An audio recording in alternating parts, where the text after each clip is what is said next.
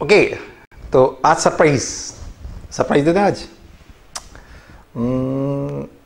एक वो गाना ना पुराना सा, जिसका था मुझे इंतजार है, वो घड़ी आ गई। बिल्कुल, आप में से बहुत सारे बच्चों को जिसका इंतजार चल रहा था, उसी वाले टॉपिक की मैं बात करने जा रहा हूं। गैस, अरे चलो छोड़ो, बता देता हूं। That is organic.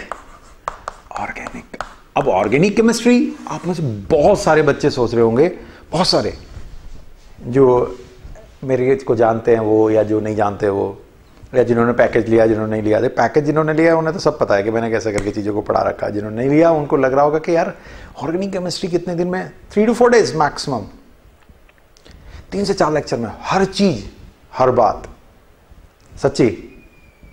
हाँ, लेकिन एक अलग स्टाइल है, बिल्कुल अलग स्टाइल है।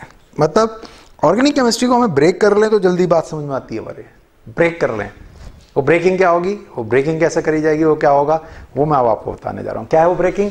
ऑर्गेनिक केमिस्ट्री के अंदर हमें 3 तरह की प्रॉब्लम होती हैं, पहले ये जान लेना जरूरी है। पहला हमारे पास में क्या होती है, थ्योरेटिकल, मतलब कहीं ना कहीं थ्योरी से संबंधित है। दूसरे हमारे पास में हुआ करती है कौन सी, रिएक्शन बेस।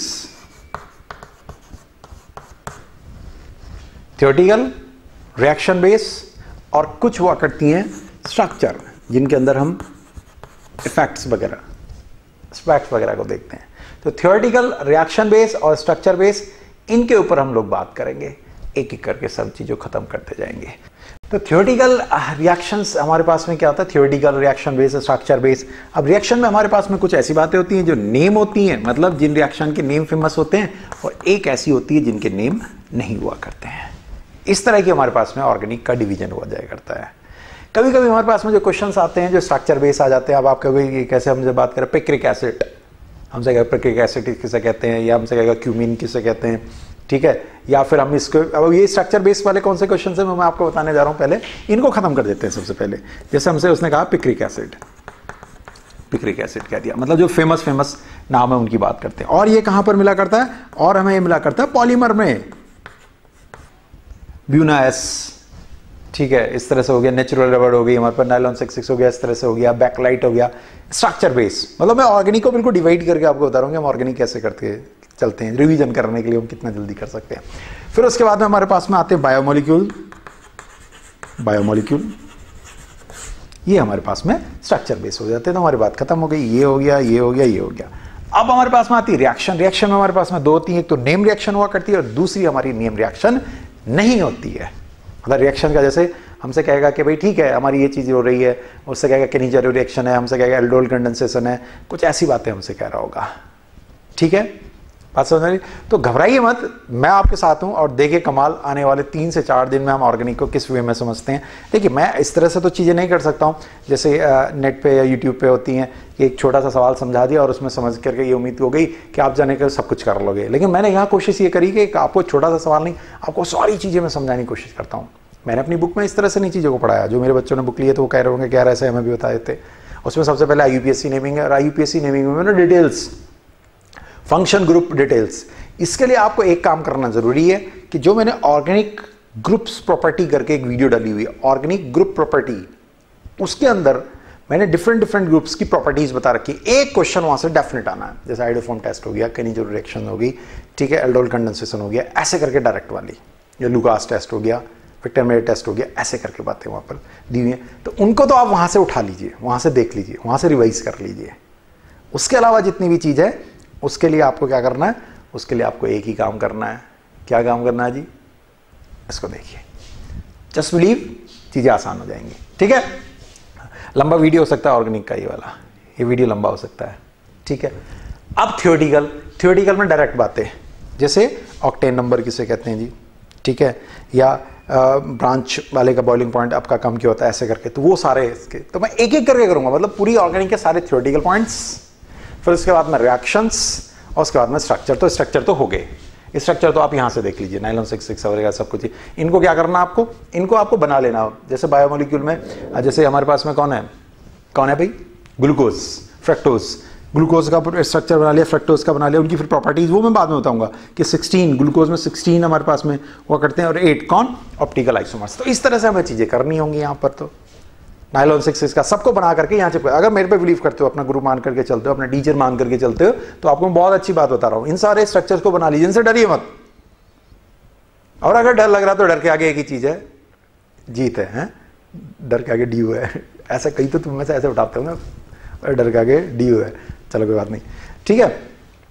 तो हमारे पास में क्या 16 और ये 8 है, ये ग्लूकोज है और ये हमारा फ्रक्टोज है। अब आपको क्या करना, नाइलॉन 6 बैकलाइट पॉलीमर्स वगैरह उनके सबके फोटोग्राफ बना करके, नहीं बना सकते हो तो उनको फाड़ करके किताब से सामने चिपका लो। ऑर्गेनिक का ये खत्म। अब आती बात रिएक्शंस की, फिर उसके बाद में हमारे पास में बात आती है किसकी, स्ट्रक्चर्स के बाद में थ्योरी की। इन सब के ऊपर मैं आपसे बात करना जा रहा हूं, बात करना स्टार्ट करता हूं, ठीक है। तो स्टार्ट करें, चलिए स्टार्ट करते हैं। थ्योरेटिकल पॉइंट से स्टार्ट करते हैं और आपका एक एक चैप्टर रिवाइज करने की कोशिश करते रहते हैं, ठीक है। आप सोचते हैं सर हर चीज पे आप क्या करते हो, कोशिश वर्ड बोलते हो। देखिए दुनिया में हम कोशिश ही कर सकते हैं और कोशिश को कामयाब आप लोग करेंगे, ठीक है। चीज़ों को समझना चाहिए, चीज़ों को, बातों को, भाव को समझना चाहिए। भाव का मतलब मैं क्या कहना चाहता हूँ, मैं कहना ये चाहता हूँ कि हमेशा अच्छा करते रहो और अच्छा होगा, ठीक है। क्लियर। तो मैं सबसे पहले बात करता हूँ कि हम थियोरेटिकल बातें करते हैं, थ्योरी से रिलेटेड, मतलब हम कौन कौन से क्वेश्चंस पे बात करेंगे, फिर रिएक्शंस आएंगे, SN1 SN2 या किस तरह की प्रॉपर्टीज वगैरह पे। थ्योरेटिकल में हमारे पास में जो बातें आती हैं वो हमारे पास में क्या आएगी, पहले आएगी हाइड्रोकार्बन, फिर हमारे पास में हैलाइड्स वाले, चाहे वो एरोमेटिक एलिफेटिक कोई भी हो, फिर हमारे पास में कौन होते हैं, अल्कोहल, ईथर, ठीक है। फिर हमारे पास में कौन कौन हुआ करते हैं, एल्डिहाइड, कीटोन्स, ठीक है। फिर हमारे पास में कौन होते हैं, एसिड और एसिड के डेरिवेटिव। फिर हमारे पास में कौन हुआ करते हैं, अमाइंस। फिर हमारे पास में कौन हुआ करते हैं, इधर ना लेकर के मैं इधर ले लेता हूं। फिर हमारे पास में बहुत सारी ऐसी ऐसी छोटी चीजें चाहिए हमारे पास में अभी होंगी, बातें बता रहे होंगे हम आपको। कौन सी बातें बता रहे होंगे, अमाइंस के बाद में कौन सा होगा, पॉलीमर, बायोमोलिक्यूल और एरोमेटिक को अलग से समझा देंगे, एरोमेटिक को अलग से। उसके बीच में अगर कोई रह जाता है तो थोड़ा ध्यान नहीं आ रहा, आप देख सकते हैं, समझ सकते हैं। हम इस तरह से बातों को शुरू कर रहे होंगे, हम इस तरह से चीज़ों को आपको बता रहे होंगे, ध्यान रखे रहिएगा। बहुत अच्छे से मैं कोशिश करूँगा आपको एक एक करके सारी चीज़ें समझाता चलो। हाइड्रोकार्बन मतलब थ्योरेटिकल, दिस इज थ्योरेटिकल हमारे पास में चल रहा है, ठीक है। तो भावनाएं समझनी पड़ेंगी आपको, मेरे भाव समझने पड़ेंगे। मैं कहूँगा मैं चीज़ों को समझा दूंगा, समझाने के बाद आपके समझ में आ जाएगा, समझ में आने के बाद मैं आप कहोगे थैंक यू सर, मैं कहूँगा कोई बात नहीं, पक्का देखना, ठीक है। जब मैं पढ़ाया करता था तो उस समय सबसे पहले मैं ऑर्गेनिक से स्टार्ट किया था और ऑर्गेनिक मुझे वैसा अच्छा लगा है। ऑर्गेनिक के लिए फेमस भी रहा हूँ फिजिकल क्लासेस में, जिन दिनों में पढ़ाता था बहुत फेमस, केवल ऑर्गेनिक के लिए भीड़ भाड़ जो भी आती थी उन दिनों। फिर और भी चीज़ें मैकेनिज्म निकाल ली, ऑर्गेनिक की मैकेनिज्म बनाई, अलग स्टाइल में करने की कोशिश की। अब एक ऑर्गेनिक की एक और बुक निकाल, एडवांस प्लस करके, जैसे जेई का पेपर होगा उसके बाद एडवांस प्लस करके प्रैक्टिस करने के लिए। ऑर्गेनिक फॉर डॉक्टर जिनके पास है उन्होंने पढ़ा होगा, ठीक है। जैसा भी ऐसी इनऑर्गेनिक इन माई पॉकेट के साथ एक एडवांस प्लस करके बुक जोड़ने वाले हैं, ठीक है। चलिए, तो भावनाएं आपके लिए क्या है कि आपको बातें समझ में आए, तो शुरू करते हैं बताने की, ठीक, बताने की शुरुआत करते हैं। तो थ्योरेटिकल में हमारे पास में क्या था, हाइड्रोकार्बन। अब इस हाइड्रोकार्बन की बात करेंगे तो हमारे पास में तीन बातें हुआ करती हैं। एक हमारे पास में बात हुआ करती है एल्केन, मेरे पास में बात हुआ करती है एल्कीन, और एक मेरे पास में बात हुआ करती है एल्काइन। इतना ध्यान रखेंगे, इनको एक एक करके बात समझाना शुरू करते हैं, रिवाइज कराना शुरू कर देते हैं आपको, ठीक है। समझना जरूरी है, बहुत ज़रूरी है। इसी बात पे मेरे को ना एक बात याद आ गई कि समझ किस लिए ज़रूरी है। मैं बार बार कह रहा हूँ कि मैं क्या भाव बताता रहता हूँ। एक बार हमारे यहाँ पर एक बाबा जी प्रवचन दे रहे थे। देखो भाई, मेरे ऊपर खिलाफ मेरे को जो मत कर देना ऐसे करके मजाक उड़ा रहा है, ये कर रहा है, मैं मजाक नहीं कर रहा, एक जनरल बात बता रहा हूँ। बात को समझने का क्या वो हुआ करता है, क्योंकि मेरे दिमाग में कोई ना कोई कीड़ा चलता रहता है। मैं पढ़ाया ऐसे सीरियस तो पढ़ा ही नहीं सकता यार, बिल्कुल नहीं पढ़ा सकता। वो बात बता रहा हूँ, थोड़ी सी दूर तक मत फैला देना, है ठीक है। चलिए, तो क्या हुआ, बाबा जी प्रवचन कर रहे थे। अब मेरे साथ में खुरापात रही बचपन से, मैं कुछ ना कुछ हमेशा पूछता रहता हूँ। मतलब कोई भी अगर कोई बात करता था मैं उसको जरूर पूछता था कि इसका क्या मतलब है या इसकी क्या चीज़ है, या बीच बीच में जैसे बोलते हैं कि टांग अड़ाना, सीधी सी बात है। अब बाबा जी बात कर रहे थे कि प्रेम करो, सबको प्रेम करना चाहिए, सबको ये करना चाहिए, बच्चों को प्रेम करना चाहिए, उससे प्रेम करना चाहिए, ऐसे प्रेम करना चाहिए। अब हुआ क्या, अपनी अंग्रेजी थोड़ी सी टूटी हुई थी, आज भी है। हम कौन सा कह रहे हैं अंग्रेज की औलाद है, हम तो ऐसे ही बोल लेते हैं जैसे बोलते हैं। हाँ, बातें समझ लेते हैं, कोई किताब लिखी होगी, पेपर लिखा होगा, सब पढ़ लेंगे समझ, ठीक है। चलिए, अब बाबा जी क्या कर रहे थे, प्रेम प्रेम प्रेम प्रेम प्रेम करना चाहिए, करना चाहिए। चलो जी, बात समझा दी उन्होंने, ठीक है, सारी चीज़ें। और मेरे दिमाग में पता नहीं कहाँ से एक कीड़ा आया, मैं बता रहा बेचैन आत्मा हूँ बचपन से। मैंने कहा करके बाबा जी से कहा, मैंने कहा बाबा जी कि आपने कभी लव वव करा है? आपको जी लग रहा आपने लव वगैरह करा कुछ? और तो शीशे बैठे हुए थे। इस सच्चाई बता रहा हूँ, मेरी बहुत घटनाएं। मैं कह रहा कि किसी दिन जिंदगी की बातें बताऊंगा। मैं ठेठ आदमी हूँ बिल्कुल, मुझे नहीं आती फॉर्मेलिटी करनी, नौटंकी करनी। जैसा मैं यहाँ दिख रहा हूँ वैसे ही मैं नॉर्मल में दिखूँगा। अपनी फिजिकल क्लासेस जो मेरी शुरू हुई है वहाँ भी मैं ऐसे ही हूँ, क्योंकि जितनी ज़्यादा ये फॉर्मेलिटीज़ को ढोगे ना शरीर पे रख करके, चला नहीं जाता, ज़िंदगी नहीं जी जाती। थोड़े से दिन को जीना है यार, इसमें फॉर्मेलिटीज़ को कितना करें। तो वो बोलने लगे, बोले क्या, खेल ही बिगड़ गया। बाबा जी ने उठा डंडा, अब बदतमीज कहेंगे, तू ये नहीं जानता क्या लव की बात कर रहा तू, हमारे ये किसका बच्चा है, लगाओ दो। इतनी देर में जनता इकट्ठी होगी, घर वाले इकट्ठे हो गए मेरे। जनता का मतलब घर में ही प्रोग्राम चल रहा था, घर वाले इकट्ठे हो गए और ले सूतर दे धड़ाधड़ दे धड़ाधड़ दे धड़ाधड़ बजा दिया जी घर वालों ने। गुरुजी से कह रहा लव कराए वगैरह, लव अफेयर की बात गुरुजी से कर रहा। अब मैं जब ठुक पिट लिया, शायद सिख से उनकी बात है, तो मैं उनसे बोला कि जी मैंने कौन सी गलत बात पूछ ली? बोले क्यों? ये तब से राधा कृष्ण और ये करके रासलीला, ये सारी बातें, अब प्रभु भक्ति, प्रेम करो प्रेम करो प्रेम करो। मैंने अंग्रेजी में पूछ लिया कि गुरुजी लव करा क्या? अरे भैया, लव करने का मतलब भी तो प्रेम करना ही होता है। मतलब शब्दों का ऐसा कांड होता है, ऐसा भयंकर कांड होता है। ऐसी एक IIT में मेरे से कांड हो गया था, किसी दिन बताऊंगा।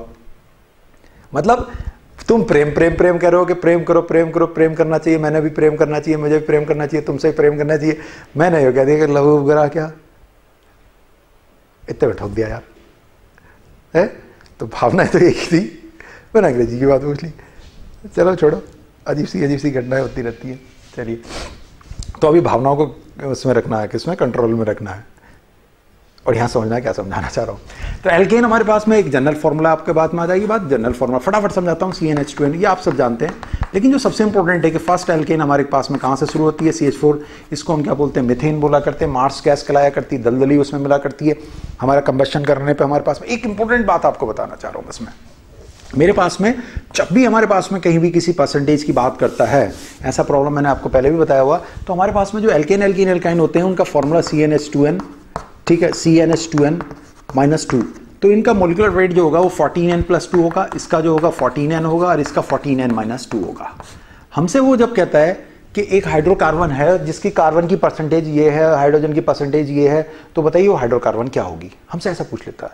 कार्बन की परसेंटेज दे दी, हाइड्रोजन की परसेंटेज दे दी, हमें कार्बन और हाइड्रोजन की, ऑर्गेनिक के छोटे से शुरुआत करें, कार्बन हाइड्रोजन की परसेंटेज दे दी और बाद में उसका मोलिकुलर वेट बता दिया कि वो मान लीजिए 68 है। आपसे कहता है बताइए हाइड्रोकार्बन क्या होगी? तो आपको जल्दबाजी में काम करना, तो जो भी हाइड्रोकार्बन होगी वो मोलिकुलर वेट में इनको सेटिस्फाई करेगी। मतलब अगर 68 है तो वो ये भी हो सकती है, वो ये भी हो सकता है, वो ये भी हो सकता है। किसको सेटिस्फाई कर रहा है देख लीजिए, वो इसको सेटिस्फाई कर रहा है। 14n = 70 और n = 5, n = 5। तो इसका मतलब ये एल्काइन है। 5 वाला कौन है? पेंटाइन है, ऐसे करके। तो ये एक बहुत अच्छी चीज मैं बता रहा हूँ। कार्बन परसेंटेज वाले में आप क्या करते हैं, percentage upon atomic weight, percentage upon atomic weight, फिर गुणा भाग करते रहते हैं, खुरापात करते रहते हैं, फिर उसके बाद उसका एम्पेरिकल फॉर्मूला नहीं निकालना। एक चीज तो ये है। दूसरी चीज जो इसके अंदर, मतलब आपको क्या करना है, इनमें सेटिस्फाई कर दीजिए। मोलिकुलर वेट होगा तो इसका होगा, इसका होगा, इसका होगा, एल्केन का होगा, एल्कीन का होगा, एल्काइन का होगा ही नहीं में से किसी एक का। अब दूसरी बात जो हमारे पास में यहाँ पर निकल करके आती है, जिसके ऊपर मैं आपको बात बताना जा रहा हूँ, वो हमारे पास में दूसरी क्या है कि हमारे पास में जब भी फॉर्मूला होगा, जैसे मान लीजिए C2H2 लिखा हुआ है, ठीक है, हमसे कहेगा कि कार्बन की परसेंटेज यहाँ जितनी है ऐसी यहाँ किस में है, जितनी परसेंट यहाँ ऐसी ही परसेंटेज यहाँ किस में है। तो हमसे ले लगेगा CH4 में है, B हमसे कह देगा C3H8 में है, C हमसे या मान लीजिए C3H4 कह दिया, समथिंग कुछ भी कह सकता है। मैं ये नहीं कह रहा क्या कहेगा, कुछ भी कहा जा सकता है। यहाँ हमसे कहेगा C2H4 में है, या हमसे कहेगा कि बताइए C6H6 में है। तो हम क्या करने लगते हैं जनरली, हम परसेंटेज को निकालने लगते हैं पहले, मतलब इसका मोलर वेट निकालेंगे, फिर ये जनरली आप में से कुछ बच्चों को ट्रिक आती होगी, तो हम इंपेरिकल फॉर्मूले पे आ जाए हमेशा। जैसे इसका इंपेरिकल क्या CH, मतलब इसका इंपेरिकल का 2 निकाल लीजिए। अब इनमें से जो इस इंपेरिकल फॉर्मूले को फॉलो करेगा, कॉमन चीज निकालने के बाद दोनों में परसेंटेज सेम होगी, दोनों में परसेंटेज सेम होगी। तो यहां देखते हैं CH4 1:4 है, यहां देखते हैं 3:4 है, यहां देखते हैं 1:2 है। अगर मैं इसमें जाऊं तो ये बनता है 1:2 है, यहां देखते हैं तो 1:1 है। मैच कर गया, आंसर आ गया। यहां अगर ऑक्सीजन जुड़ी होती, मान लीजिए जैसे हमसे कहता है C6H12O6 और हमसे कहता है बताइए इसके अंदर जो कार्बन की परसेंटेज है वो इनमें से किसको मैच करती है। ऐसे करके भी आ सकता है कि कार्बन की परसेंटेज इन दोनों में से बताइए आपके पास में किस में सेम है, ऐसा कुछ भी दे देगा। तो हमें क्या देखना है, C6H12O6 6 कॉमन, मतलब CH2O। ऐसा यहां कौन है, देखो यहां पर पहले वाले में क्या बन रहा है, CH2O बन रहा है। दूसरे वाले में देखेंगे C2H4O2 कॉमन निकाला, CH2 हो गया। It's a chance 3 1 4 2 2 like this. तो इसमें भी कार्बन परसेंटेज, मतलब इसका जो इंपेरिकल फॉर्मूला है वो इसको भी मैच कर गया, इसको भी मैच कर गया। वो इसको मैच कर रहा क्या, वो इसको मैच नहीं कर रहा, क्योंकि यहां CH4O है। तो इसका मतलब इन दोनों की परसेंटेज, जो कार्बन की परसेंटेज यहां पर है वही कार्बन की परसेंटेज यहां पर होगी, मैच कर गया। मतलब अगर परसेंटेज वाला क्वेश्चन अगर डायरेक्ट आता है तो फॉर्मूला निकाल करके टच कर लेंगे, जैसे मैंने आपको बताया था, वहां से निकाल सकते हैं कि उसका फॉर्मूला क्या होगा। ऐसे ही वहां एल्केन का भी निकाल सकते हैं, एल्कीन एल्काइन अल्कोहल ईथर वगैरह का भी निकाल सकते हैं, अल्कोहल ईथर का भी निकाल सकते हैं। वो DU के तरह से निकालते हैं। DU मैं आपको बताऊंगा, DU डिग्री ऑफ अनसैचुरेशन ढूंढेंगे और उसके बाद हम चीजों को सॉल्व करना शुरू कर देंगे कि डिग्री ऑफ अनसैचुरेशन देखा और काम कर दिया हमने शुरू। अब उसके बाद में हमारे पास में इसके अंदर जो बात आती है सिनेक्स, ठीक है, पैराफिन कहते हैं, ओलिफिन कहते हैं, इस तरह की सारी बातें आती हैं। फिर उसके बाद में जो सबसे इंपॉर्टेंट बात आती है एल्केन के अंदर, हमारे पास में क्या होता है कि स्ट्रेट चेन का बॉइलिंग पॉइंट ज्यादा होता है ब्रांचेज से, क्योंकि सरफेस एरिया। थ्योरेटिकल पॉइंट्स की मैं आपसे बात कर रहा हूँ इस समय पे, थ्योरेटिकल पॉइंट। सिमेट्रिक वाले का बॉइलिंग पॉइंट आपका क्या होता है, मतलब जितना हमारा मेल्टिंग पॉइंट की जब बात आती है तो सिमेट्री के ऊपर डिपेंडेंसी आ जाया करती है। फिर उसके बाद में जो सबसे इंपॉर्टेंट बात आती है वो ये आती है कि ये सारे के सारे ये फ्री रेडिकल रिएक्शन को शो करते हैं। Alkenes generally free radical reaction को शो करा करते हैं। उसके अलावा जो इसकी रिएक्शन है वो आप अच्छे से जानते हो, चाहे वो हेलोजिनेशन, ब्रोमिनेशन, टर्मिनेशन कोई भी हो, वो आप अच्छे से जाना करते हो। उनके ऊपर मुझे कोई ऐसा खास बात आपसे नहीं करनी है। तो ये हमारे थ्योरेटिकल पॉइंट हुआ। एल्कीन के केस में हमारे पास थ्योरेटिकल पॉइंट सबसे कम हुआ करते हैं, एल्कीन के अंदर सबसे कम थ्योरेटिकल पॉइंट हुआ करते हैं। लेकिन हमारे पास में एल्काइन के अंदर फिर से एक और कहानी आ जाती है, वो ये आती है और वही सबसे इंपॉर्टेंट है कि 1 एल्काइन के जो टेस्ट हैं, अमोनिकल AgNO3 से वाइट देता है, अमोनिकल होना चाहिए, ठीक है, कुप्रस क्लोराइड से अमोनिकल से रेड देगा, यहाँ वाइट दे रहा है, ठीक है। और हमारे पास में क्या होता है NaNH2, ये यहाँ लग जाना है। 1 एल्काइन का ये टेस्ट, ये 2 टेस्ट होते हैं, इनसे हम एल्कीन और एल्कीन से डिफरेंशिएट करा करते हैं। एक जो इंपॉर्टेंट बात है जिसको आपको ध्यान रखना है वो ये है कि ये डाइपोल मोमेंट भी शो करा करता है। कौन नंबर, 1 एल्काइन। 1 एल्काइन का डाइपोल मोमेंट जरूर होता है, पोलर बन जाया करता है। sp हाइब्रिडाइजेशन की वजह से इलेक्ट्रॉन्स को खींचता है और ये पोलर बन जाता है, ये सारी चीजें। तो ये इसका एक थ्योरेटिकल पॉइंट हो गया। इसका एक और थ्योरेटिकल पॉइंट कौन सा है, एल्काइन का एक और थ्योरेटिकल पॉइंट मैं आपको बताना चाहता हूं। वो हमारे पास में क्या है कि हमारे पास में थ्योरेटिकल के कैल्शियम कार्बाइड से क्या मिलेगा, मैग्नीशियम कार्बाइड से क्या मिलेगा और एल्यूमिनियम कार्बाइड से क्या मिलेगा। इससे जो मिलेगा उसमें बॉन्ड हमारे पास में क्या है, ये है। इससे जो मिलेगा हमारे पास में बॉन्ड क्या है, ये है, ये है सिग्मा पाई कितने। इससे जो हमें मिलेगा वो हमारे पास में बॉन्ड कितने हैं। इससे जो मिलेगा हमारे पास में बॉन्ड कितने हैं, लाइक दिस। ऐसे करके सॉल्व करेंगे, ठीक है। चलिए अब हमारे पास में एक और इंपॉर्टेंट बात जो यहां पर आती है थ्योरेटिकल में, ये थ्योरेटिकल में आया करती है आपकी बात, और बहुत इंपॉर्टेंट है, इस चीज को ध्यान रखें।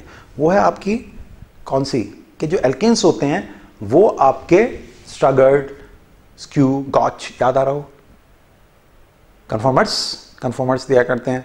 उनके अंदर हमारे पास में जो साइक्लिक होते हैं उनकी बोट चेयर फॉर्म हुआ करती है, बोट फॉर्म, चेयर फॉर्म, ऐसे करके एल्केन्स में। ये जो हमारे पास में चेयर फॉर्म होती है ज़्यादा स्टेबल होती है, बोट फॉर्म, चेयर फॉर्म। अब इसमें एक क्वेश्चन कहा जाता है कि why boat form is floating in what, water. Boat form of cyclohexane is floating in water, why. तो उसका कारण ये नहीं होता कि वो बोट बनी हुई है, तो उसका कारण जो हुआ करता है वो हुआ करता है उसकी डेंसिटी क्या होती है, कम हुआ करती है। ये इसका रीजन हुआ करता है, ठीक है, नेक्स्ट पे हम आ जाते हैं। नेक्स्ट बात हमसे क्या करता है, बहुत फिर आप कहेंगे बहुत इंपॉर्टेंट, बार बार लेके जा रहे हैं, थ्योरेटिकल पे हम बात करते हैं। क्या है कि हमारे पास में जब हम मार्कोनिकॉफ एंटी मार्कोनिकॉफ की बात करते हैं तो ये सिमेट्रिक वालों में नहीं होता है, ये ज़्यादा सिमेट्री हो जाएगी, इसमें हम नहीं देखते। दूसरी बात है HBr इसको शो करता है, HI और HCl नहीं देखता क्योंकि एंडोथर्मिक स्टेप हो जाया करते हैं, ये नहीं देखता है। HBr यहाँ तो HBr भी काम नहीं करेगा, लेकिन HBr करता है फ्री रेडिकली काम, और हमारे पास में और सब इस काम को नहीं करा करते। ये भी एक थ्योरेटिकल इंपॉर्टेंट पॉइंट में हुआ करता है, इंपॉर्टेंट पॉइंट में हुआ करता है। ठीक है, चलिए अब हमारे पास में यहाँ तक इसके थ्योरेटिकल पॉइंट में मैंने आपको वन एल्काइन का बताया, उसका कलर की बात बताई, ये बहुत इंपॉर्टेंट थी जो बात बताई थी मैंने। आप जानते हैं, ऐसी बात नहीं मैं बार बार कहना, आप जानते हैं, लेकिन थ्योरेटिकल रिएक्शंस को मैं आगे बाद में बताऊंगा। स्ट्रक्चर्स आपके पास में, रिएक्शंस को हम तो थ्योरी को हटा रहे हैं। अब हमारे पास में हाइड्रोकार्बन खत्म हुआ, एल्किल हैलाइड के अंदर थ्योरेटिकल पॉइंट्स हमारे पास में कौन से हैं? हमारे पास में SN1 SN2 से रिलेटेड बातें हुआ करती हैं थ्योरेटिकली, तो ये हमारे पास में कौन देगा? इसको हमें देगा सेकेंडरी और टर्शियरी, इसको कौन देगा? प्राइमरी और सेकेंडरी। अब हमारे पास में जो इंपॉर्टेंट पॉइंट आता है इसके लिए वो 4 इंपॉर्टेंट पॉइंट है, इसके लिए 4 इंपॉर्टेंट पॉइंट है। मैकेनिज्म वगैरह बताने का इतना समय नहीं है, कुछ 4 इंपॉर्टेंट पॉइंट आपको बताता हूँ। यहाँ पर कार्बोकैटायन स्टेबल होना चाहिए और यहाँ पर पोलराइज चार्ज ज़्यादा होना चाहिए। कैसे? एक छोटे से एग्जांपल से हम बात करते हैं। अगर मैं अपने SN1 की बात करता हूँ तो टर्शियरी तो है, ठीक है, रीअरेंजमेंट वगैरह के कॉन्सेप्ट को भी आप ध्यान रखेंगे, जैसे ये यहाँ पर लिखा हुआ है और हम इस तरह से बात कर रहे होते हैं, तो जैसे टूटेगा माइनस प्लस में तो रीअरेंज हो जाएगा। लेकिन हमारे पास में एक इंपॉर्टेंट है कि हम यहाँ सॉल्वेंट पे जरूर ध्यान दिया करें, जैसे KOH एक्वस दिया हुआ है, पानी के साथ में है, ठीक है, और अगर कहीं पे कोई भी अटैक होते हुए एसीटोन करके लिख दिया, ठीक है, या आपका Me2S लिख दिया, डाइमेथाइल, अजीब से नाम, गंदे संदे से नाम, आपको अजीब लगेगा। यहाँ तो हमारे पास में क्या होता है? पोलर प्रोटिक हुआ करता है। किस वाले केस में? SN1 के लिए पोलर प्रोटिक होना जरूरी है, पोलर हो और प्रोटिक हो। जबकि SN2 के केस में हमारे पास में पोलर तो हो लेकिन एप्रोटिक हो, मतलब जो H+ को ना दे सके, जो H+ को ना दे सके, इस चीज का ध्यान रखे रहेंगे, ठीक है। तो हमारे पास में ये H+ को ना दे सके, ऐसा एसीटोन Me2S वगैरह ये सब है। ऐसे केस में रीअरेंजमेंट नहीं होगा अगर ऐसा लिख करके आ गया, पहली बात। दूसरी बात, हमारे पास में जब भी हम SN1 SN2 की बात करते हैं, जैसे ये लिख करके आया हुआ ये Cl है, ठीक है, इसके ऊपर OH- का अटैक हो रहा है, तो जो बेंजीन रिंग पर लगे हुए हैलोजेंस होते हैं वो SN2 को शो करा करते हैं। वो किसको शो करते हैं? SN2 को, ध्यान रखना। और SN2 होते समय यहां पर तो मैंने बताया था रीअरेंजमेंट होकर के कुछ भी पॉजिटिव चार्ज कम होना चाहिए, रेजोनेंस होकर के किसी भी तरह से, लेकिन इस वाले केस में पॉजिटिव चार्ज हमारा ज्यादा इंड्यूस होना चाहिए। ज्यादा इंड्यूस हमारे पास में कैसे होगा? यहाँ NO2 लिखा हुआ है, यहाँ NO2 लिखा हुआ है, यहाँ NO2 लिखा हुआ है। जैसे मैं इसको तोड़ूंगा तो हमारे पास में क्या होगा? माइनस और प्लस, ये इंड्यूस प्लस और माइनस। तो जैसे NO2 को मैं खींच रहा हूँ, पॉजिटिव चार्ज क्या होगा? बढ़ेगा। पॉजिटिव चार्ज जैसे बढ़ेगा तो इसको अपनी तरफ अट्रैक्ट कर लेगा, जाने नहीं देगा Cl को, Cl को जाने नहीं देगा। This is very important, this is very very very important. क्या होगा? जैसे ही हमारे पास में क्या होगा, इस तरह की बात, अगर हम इसको तोड़ रहे हैं, लेकिन अगर ये इंड्यूस प्लस और माइनस है तो OH- की इसकी तरफ रिएक्टिविटी बढ़ेगी, मतलब इसकी तरफ अट्रैक्शन बढ़ेगा। और SN2 में यही होता है, बैक साइड अटैक हुआ करता है, इन्वर्जन हुआ करता है, ये हमारे लिए इंपॉर्टेंट है। जबकि SN1 में हमारे पास में इन्वर्जन और रिटेंशन दोनों होते हैं। तो मैं क्वेश्चन से आपको समझा रहा हूं कि इसकी रिएक्टिविटी और बढ़ जाएगी, मतलब SN2 के मामले में और अच्छा हो जाएगा, क्योंकि NO2 क्या कर रहे हैं? ये इलेक्ट्रॉन्स को खींचने से यहां पर इंड्यूस पॉजिटिव को बढ़ा रहे हैं, और SN2 पे इंड्यूस पॉजिटिव ट्रांजिशन स्टेट में हमेशा ज्यादा होना चाहिए। जबकि SN1 के केस में हमारे पास में क्या होता है? जो हमारा कार्बोकैटायन बनेगा दैट शुड बी स्टेबल, वो हमारा स्टेबल होना चाहिए, वो स्टेबल होना चाहिए। ये चीज ध्यान रखे रहेंगे। कोई दिक्कत? कोई दिक्कत नहीं आपको, चलिए ठीक है। उसके बाद में SN1 SN2 की जब हम बात कर रहे होते, मैंने आपको बातें बता दी कि आपका कैसा होना चाहिए? पोलर प्रोटिक होना चाहिए। दूसरी बात, रीअरेंजमेंट होता है। तीसरी बात, कार्बोकैटायन बना करता है इंटरमीडिएट। चौथी बात जो सबसे इंपॉर्टेंट है, फ्रंट और बैक साइड से अटैक हुआ करता है, इन्वर्जन रिटेंशन, तो इसलिए रेसमाइजेशन होता है, रेसमिक मिक्सचर बना करता है। जबकि हम यहां पर बात करते हैं तो इसका सब कुछ ये उल्टा हुआ करता है, उल्टा हुआ करता है, ठीक है। बस ये क्वेश्चन इंपॉर्टेंट था। NO2 लगेंगे तो और ज्यादा पोलराइजेशन होगा, और ज्यादा पोलराइजेशन होगा तो हमारा एडवांटेज बदलता चला जाएगा, ठीक। अब उसके बाद में इसके अंदर हैलाइड्स के अंदर एक और जो थ्योरेटिकल पॉइंट हमारे पास में बना करता है वो आपका ये बना करता है कि रिएक्टिविटी ऑर्डर ये आपका हुआ करता है due to leaving tendency. Due to leaving tendency, मैं इनको इसी बहाने से समझा दे रहा हूँ आपको, ड्यू टू लीविंग टेंडेंसी। ऐसे हमारे पास में क्या होता है कि इसके अंदर एक बहुत इंपॉर्टेंट चीज आती है जिसको हम बोलते हैं गिग्नार्ट रिजेंट। ठीक है, वो किन से रिएक्ट करता है? SON से जुड़ी हुई हाइड्रोजन, एक्टिव हाइड्रोजन से यहां जाकर अटैचमेंट हो जाता है और RH बन जाया करता है, RH बन जाया करता है। ठीक है, इसके लिए हमारे पास में कुछ इंपॉर्टेंट है, तो इसको याद करके जाइए। गिग्नार्ट के चांसेस बहुत ज्यादा है। मेरी एक वीडियो गिग्नार्ट की मैंने इस पर दी हुई भी है, यूट्यूब पे डली हुई थी गिग्नार्ट की वीडियो, वहां से भी आप इसको देख सकते हैं कहाँ कहाँ पे अटैक करता है, कैसे कैसे अटैक करता है और क्या क्या क्वेश्चन इसके बन सकते हैं, उसको दिया हुआ। लेकिन आप गिग्नार्ट को अच्छे से करके जाएंगे। ठीक है, एक्टिव हाइड्रोजन वाले कंसेप्ट को समझ करके। अब उसके बाद में इसके अंदर एक और बात जो आती है, थ्योरेटिकल बात चलती चली जा रही है, उन्हीं के ऊपर हम आगे की ओर बात करते चले जा रहे हैं। इसके अंदर में वो हमारे पास में क्या है कि इसके अंदर जो हेलोफॉर्म्स होते हैं, हेलोफॉर्म्स वो फिर से एक और इंपॉर्टेंट काम कर रहे होते हैं। ठीक है, वो इंपॉर्टेंट क्या कि हेलोफॉर्म टेस्ट हमें जानने बहुत ज़रूरी होते हैं। जैसे यहाँ पर ये दिया हुआ है मेरे पास में, यहाँ पर ये इस तरह से मान लीजिए ये दिया हुआ है, ये भी हेलोफॉर्म टेस्ट देते हैं। इसकी जगह पर अगर मेरे पास में यहाँ पर OH लगा दिया गया,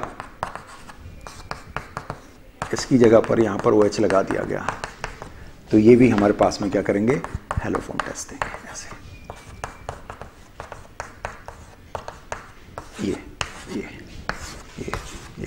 ये ग्रुप होना जरूरी है। हाँ, इसमें एक जगह पर ये काम नहीं चलता है, जिसको मैं आपको यही समझाना चाह रहा हूँ, जिससे कि हम इसको ध्यान में देख सकें। इसकी वजह से ये एक्टिव हाइड्रोजन हो जाती है, यहाँ से एसिडिक हाइड्रोजन होती है। H+ का निकलना क्या होता है? आसान होता है किसी भी बेस की प्रेजेंस में। मतलब जैसे ही मैं आपके पास में कहूँगा NaOH विद I2, तो हमें लगता है आइडोफॉर्म टेस्ट इस केस में नहीं हो पाएगा। एक चीज़, और रिएजेंट्स कैसे देखे जाते हैं? NaOH with I2, NaOI, OH- with I2 मतलब हेलोजन। और एक सबसे इंपॉर्टेंट बात जो हमारे पास में हुआ करती है, सबसे इंपॉर्टेंट बात, वो आपको शायद पता है नहीं पता, NaCl एक्वस की अगर मैं इलेक्ट्रोलिसिस करूंगा, देखिए जल्दी जल्दी में रिवाइज कराना, नहीं तो ये छोटे छोटे कॉन्सेप्ट ही अगर मैं आपको समझाता तो बहुत काम आते हैं, आपको बहुत हेल्प करा करते हैं। मैं केवल इसी के ऊपर बात करूं हेलोफॉर्म के, तो बहुत अच्छे से मैं भी आराम से बात कर सकता हूं, समझा सकता हूं, लेकिन अभी आपके दिमाग में डालना हूं। ठीक है, तो इसमें क्या होता है? NaCl एक्वस में Na+, OH-, H+ और Cl-। इन दोनों में डिस्चार्ज होता है Cl, तो Cl2 मिलेगा। इन दोनों में डिस्चार्ज होता है कौन?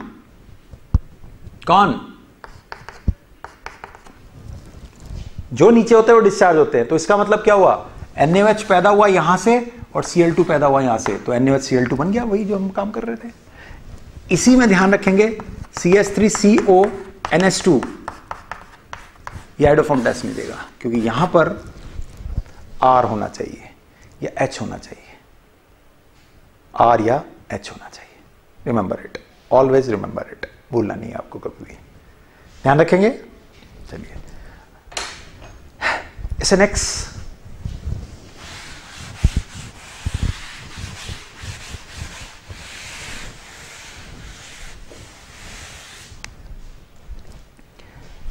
क्लियर है बात? फिर आपको इसमें थ्योरेटिकल में क्या क्या ध्यान रखना? DDT, BHC, HCB। आप कह रहे होंगे सर ये छोटी छोटी बातें हमें पता है। ठीक है यार, मैं रिवाइज करा रहा हूं तो फिर रिवाइज की मैं पूरी रेस्पॉन्सिबिलिटी ले रहा हूं ना। DDT फॉर्मूला, BHC क्या से बनता है? BHC बहुत गड़बड़ करता है, बेंजीन हेक्साक्लोराइड इसका नाम है, लेकिन हमारे पास में क्या होता है? सारे बॉन्ड तोड़ दिए जाते हैं, सारे तोड़ दिए, double bond. This is known as BHC। Benzene पर अटैक करके बनता है। अब कंडीशन क्या है? मतलब बेंजीन के ऊपर हमारे पास में Cl2 के डलने की कंडीशन क्या है कि वो एक से तो ये बना दे HCB, हेक्साक्लोरोबेंजीन, ये HCB है, और इससे जो बन रहा है वो BHC बन रहा है एक। तो दोनों की कंडीशंस बतानी है, आखिरकार क्या कंडीशंस है? ये BHC है, दोनों की कंडीशंस आपको बतानी है। Remember it, very important. DDT BHC हो गया आपके, बहुत इंपॉर्टेंट है। ठीक है, और इंपॉर्टेंट बात क्या है जी? चलो और क्या है? और रीमर-टेमन रिएक्शन, जिसकी मैंने वीडियो डाल रखी है ब्लू शर्ट में, उसको देख लीजिएगा। वहाँ पर कौन ऊपर जाता है कौन नीचे जाता है ये बहुत इंपॉर्टेंट है रीमर डीमर में। मैंने वहाँ पर उसमें समझा रखी, पूरी मैकेनिज्म समझा रखी है कि जैसे ओ एच लिखा हुआ है, यहाँ पर कोई भी चीज़ ऐसे एच लिखी, मान लो इस पर स्टार लग रहा है, इस पर स्टार लग रहा है, और आपने लिखा हुआ है NaOH विद HCHCl3 विद यहाँ पर मान लीजिए H प्लस और ये H प्लस ऐसे ऐसे करके है कुछ भी समथिंग, तो ध्यान रखेंगे ये यहाँ पहुँच जाता है, और जब ये यहाँ पहुँचता है तो ये वाला H यहाँ वाले C में हुआ करता है। ये मैंने वहाँ पर लिखवाया हुआ आपको, मतलब ये वाला ही है, ठीक है। और यहाँ पर CHO, तो ये CHO ये वाला स्टार हुआ करता है, like this, remember it for reamer reaction, ठीक है। तो इसके थ्योरेटिकल पॉइंट्स थे जो मैंने आपको इस समय पे यहाँ पर समझाए हैं, ठीक।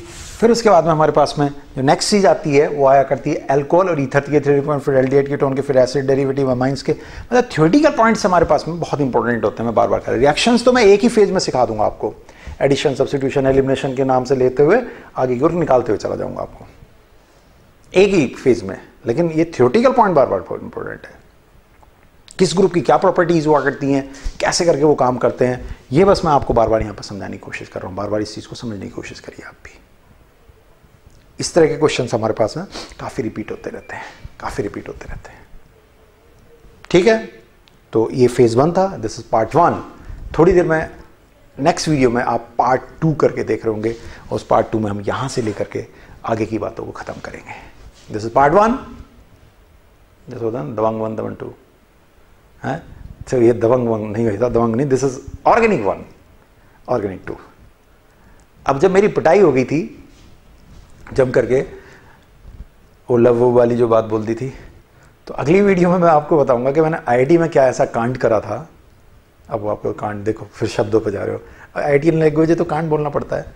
मैं बार बार कह रहा हूँ, फॉर्मेलिटी नहीं होती है, बहुत ज़्यादा स्टाइलिश फॉर्मेलिटी, या हो सकता है कि मैं बिल्कुल देसी स्टाइल में हूँ, देसी वाला आदमी हूँ, मुझे नहीं पता। मतलब मैंने क्या ऐसा मेरा एपिसोड हुआ था, ये सही है, इस दिस से ये सही है, क्या ऐसा एपिसोड हुआ था कि आज भी मेरे दोस्त जब उस बात को करते हैं जिक्र, तो अगर हम चाय पी रहे हो तो मुंह से चाय निकल जाती है, कुछ खा रहे हो तो मुंह से खाना निकल जाता है, हंसी नहीं रुकती। मतलब हालत ये कितनी सीरियस कंडीशन हो और वो वाली बात बता दी जाए जो मैंने कांड करा था, एपिसोड करा था, तो हंसी नहीं रुकती। नेक्स्ट वीडियो में बताऊंगा आपको मैं, ढूंढ लेना कहाँ पे क्या, ठीक है। चलो मिलता हूँ थोड़ी देर में, पढ़ो तब तक, आ रहा हूँ, ऑल द बेस्ट।